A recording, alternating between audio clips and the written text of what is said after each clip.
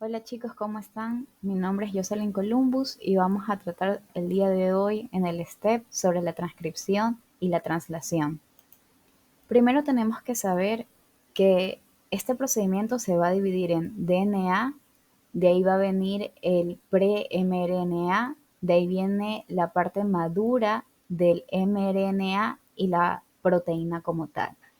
Vamos a ir entrando en cada una. Como podemos ver, esta flecha roja que señala el núcleo, hay que saber que la transcripción se va a dar solo en el núcleo. ¿Y en qué va a consistir? En la separación del ADN. Y siempre se va a leer desde el 5' hasta el 3', gracias a la proteína RN polimerasa 2. Entonces, aquí les voy a poner un ejemplo de cómo va a funcionar esto. Entonces, tenemos aquí el ADN. Como yo les dije, el ADN se va a tener que separar. Como ven en esta imagen, podemos ver que se ha separado el ADN. Entonces, el ADN hay que saber que siempre, según esta tabla que les he colocado aquí para que se puedan ayudar, la adenina siempre va a ir con la timina y así viceversa, tanto la timina como la adenina. En el segundo ejemplo, aquí podemos ver que dice timina y adenina. Y cuando siempre tengamos guanina, va a ser con citosina. Y así a lo mismo viceversa. Entonces, viendo ya este ejemplo, podemos ver que adenina va con timina con adenina, guanina con citosina, citosina con guanina. Y el ADN tiene dos cadenas. La primera cadena, que está en la parte de arriba, se llama la cadena de codificación o también conocida como coding strand, mientras que la cadena que está abajo se va a conocer como template, como la cadena del template. Y cuando se va a dar el RNA mensajero, se va a hacer a base de la cadena del template, es decir, la cadena que está abajo. Y como les dije, va siempre desde el 5' hasta el 3', gracias a este RNA polimerasa. También les quiero comentar que el RNA es una sola cadena, comparado con el DNA, que es doble cadena. Entonces, ¿cómo va funcionando esto? Viene el RNA polimerasa y una de las características del ARN es que no va a existir como tal los mismos componentes del ADN, sino que en el ARN va a existir un aminoácido que se llama uracil. Esto es muy importante porque esta es la diferencia entre el ADN con el ARN. Para que no se les olvide, acuérdense que ARN tiene una R y uracil también tiene una R, para que puedan asociar que el ARN siempre va a tener uracil. Entonces, cuando ustedes tengan adenina, como en este ejemplo, el mensajero del RNA va a ser con uracil. Entonces tienen adenina y uracil, adenina y uracil de nuevo.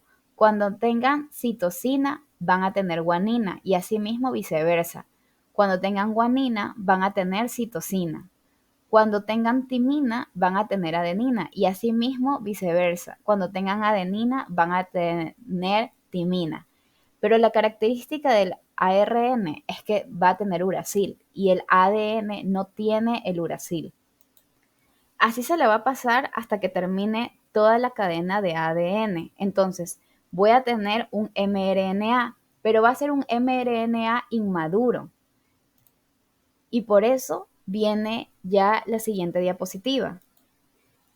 Entonces, voy a tener un mRNA, un mensajero inmaduro, y este mensajero inmaduro se va a llamar así porque va a tener dos tipos, los intrones y los exones. Acuérdense que seguimos en el núcleo.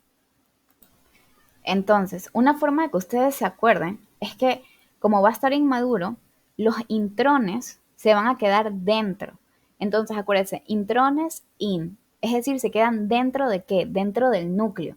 Y al final, el mRNA mensajero maduro solo va a ser una unión de puros exones, porque la parte de los intrones se me va a formar un lazo y eso va a ser eliminado. Entonces, mi mensajero de RNA va a ser un conjunto de puros exones, una cadena de puros exones, porque es lo único que va a poder leer mi ribosoma, que ya viene en la siguiente diapositiva y les voy a explicar ya acerca de la translación.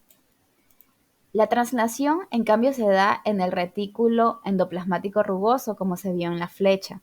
Es decir, una vez que ya tengo mi cadena madura de mensajeros de RNA, va a pasar al retículo rugoso. Y acuérdense que solo va a ser una cadena. A diferencia del DNA, que es doble cadena, el mRNA es solo una cadena.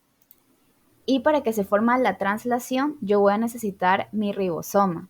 Y la translación va desde el 3' al 5'. Y algo muy característico es que se va a usar el tRNA, que es conocido como la translación del RNA. Entonces quiero que tengan algo muy claro. El ribosoma va a ser como un carro, como ese carro rojo que se está moviendo. Como les dije, yo voy a necesitar mi tRNA. Mi tRNA va a venir cargado con un aminoácido y entonces va a haber tres partes. Va a haber la parte A, la parte P y la parte E. Entonces mi tRNA va a venir cargado, como les dije, con un aminoácido. Eso de ahí va a ir a la parte A, porque ahí es donde se me van a cargar todos los aminoácidos. Después, ese aminoácido va a pasar a la parte P y se me va a formar la cadena de péptidos, es decir, en pocas palabras, la cadena de proteínas. Y por último, va después a pasar a la parte E, que es de exit, es decir, de salida. Y así me va a ir leyendo la cadena de mRNA y se me va a formar una cadena de péptidos. Esta cadena de péptidos es lo que va a ser mi proteína. Y todo esto se va a dar en el retículo endoplasmático rugoso. Muchas gracias, si les gustó, suscríbanse y denle like.